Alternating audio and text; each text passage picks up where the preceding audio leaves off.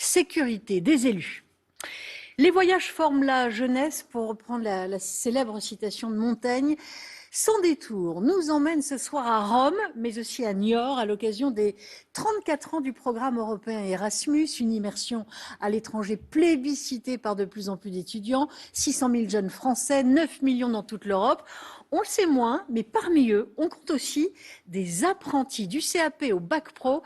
Hélène Hugues, Georges Pinol, Sophie Lacombe ont suivi un groupe de jeunes apprentis bouchers.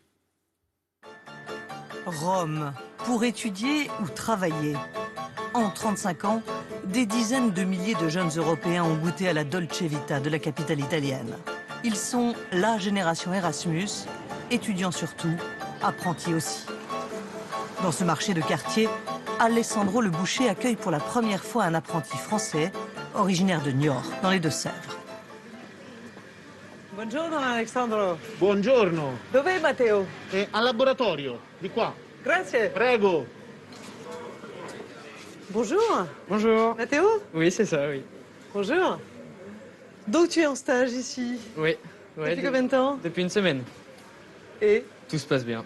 Nickel. Et les gens sont adorables, franchement. On peut pas être mieux. À 17 ans, l'apprenti boucher séjourne pour la toute première fois à l'étranger sans ses parents. Pendant 15 jours, grâce à Erasmus, il est en alternance à Rome pour apprendre les techniques de découpe locale. Et qu'importe s'il ne connaît pas les mots, parler italien, c'est aussi avec les mains. On se comprend, avec des gestes. Et je le mets. Avec Anna, la sœur du patron, la barrière de la langue tombe. Battute. Ah, je fais la panature, on dit? La panure. La panure, ok. Excusez-moi. Erasmus, c'est un échange. Tu comptes emmener cette recette à Niort? Ouais, bah oui, je vais essayer. Ah, pourquoi tu le pas. faisais? Non, je vais essayer de le faire. Ramener des spécialités, je pense que ça pourrait bien plaire. Ouais. Et ça s'appelle la côtelette à la milanaise. J'apprends beaucoup d'eux, puis ils apprennent beaucoup de moi aussi. Je leur ai préparé une araignée de bœuf, une pièce qui passe normalement hachée. Je leur ai préparé, puis ils m'ont laissé la faire cuire et tout, et puis j'ai été faire goûter à des clients. C'est la première fois qu'on prend un stagiaire français. C'est une belle expérience. Matteo sait travailler, il est disponible et c'est un bon boucher. Après le travail, la détente. En milieu d'après-midi, Matteo rejoint ses camarades de classe. Les bouchers français, ils ont bon goût. 5 apprentis bouchers comme lui, tous en stage pour 2 semaines dans des boucheries romaines. Ensemble, ils font du shopping, ils visitent la ville. Tout pour eux est découverte et nouveauté. Magnifique. Est-ce qu'il y a plein de premières fois, là, dans ce voyage? Ouais, déjà l'avion. L'avion, ouais. Première fois que tu prenais l'avion? Ouais. Franchement, un petit peu peur. Mais ça va, ça a été. C'est la première fois qu'on fait certaines choses tout seul, donc ça prend à se responsabiliser, c'est certain. La découverte des bars sont différents des autres. Voilà, c'est une autre ambiance que la France. Voilà, les Italiennes aussi sont différentes.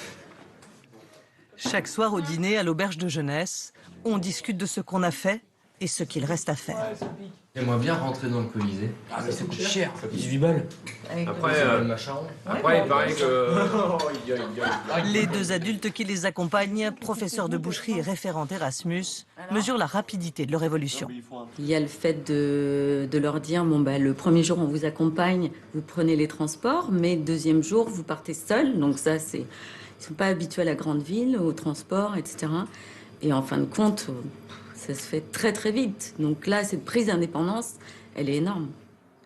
Souvent après dîner, c'est la fête. Mais ce soir-là, peut-être à cause de notre présence, ils sont tous étonnamment studieux. Dans moins d'une semaine, ils seront de retour à Niort, dans leur centre de formation d'apprentis. Nous les précédons. Chaque année, à peine 5% des jeunes du CFA profitent d'Erasmus. Ceux qui sont partis reviennent différents. Bonjour. Bonjour. Vous êtes Camille? C'est ça, c'est moi. Vous êtes la seule ici à avoir fait Erasmus? Oui, voilà, c'est ça. Je suis partie il y a 2 ans maintenant. Où ça? À Düsseldorf, en Allemagne. Et vous avez rapporté une technique? Oui, voilà, donc là, c'est ce que je suis en train de faire actuellement. Donc le fait de prendre plusieurs brosses Pour faire un brushing, ça va permettre de gonfler les cheveux. J'ai jamais vu ça pour le moment en France, mais oui, dans tous les salons allemands, c'est une technique où on travaille avec beaucoup de brosses sur la tête des clients. Mais ce n'est pas seulement leur approche du métier qui évolue, c'est aussi leur vision du monde. Vous regardez l'Allemagne d'une autre manière? Oui, totalement. À force de ce qu'on entend, ce qu'on a pu entendre par rapport à l'histoire de la France, de l'Allemagne, tout ça, on a une image très particulière, mais le fait d'y aller, j'avais une appréhension déjà à y aller, mais le fait d'y aller, en fait, je me suis rendu compte que c'était que des a priori. Et les gens en Allemagne sont très gentils, très serviables. Enfin, c'est pas ce qu'on nous disait. Alors, je vous présente deux jeunes qui sont partis 1 an en Angleterre. Bonjour. Bonjour. Chris et Simon. Voilà. Un séjour qui, de toute évidence, a permis à ces deux jeunes serveurs de progresser en cocktail, mais surtout les a révélés à eux-mêmes. J'ai appris l'anglais, j'ai adoré l'anglais et je suis reparti maintenant dans des études de langue pour apprendre encore plus d'anglais et pourquoi pas l'enseigner dans le futur, en France ou à l'étranger, pourquoi pas. Vous avez fait un bac pro et un bac pro de service et vous voulez devenir professeur d'anglais. Maintenant, en licence de langue, dans les projets, oui, c'est ça. De plus en plus d'apprentis partent chaque année avec Erasmus, mais ils sont encore beaucoup moins nombreux que les étudiants. À votre avenir en France ou à l'étranger? Ça marche. Merci. Ça fait un peu plus de 6 ans qu'on envoie une 60aine de jeunes sur les 1400. Et chaque année, on essaye d'en envoyer toujours un peu plus parce qu'on a des retours extrêmement positifs de toutes leurs expériences. Rome ne sera bientôt plus qu'un souvenir pour Matteo, mais tellement porteur d'avenir.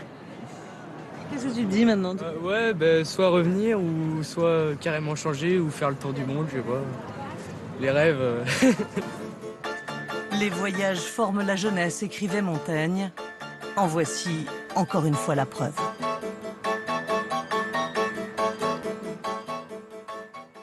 Et si c'était vous qui aviez gagné 220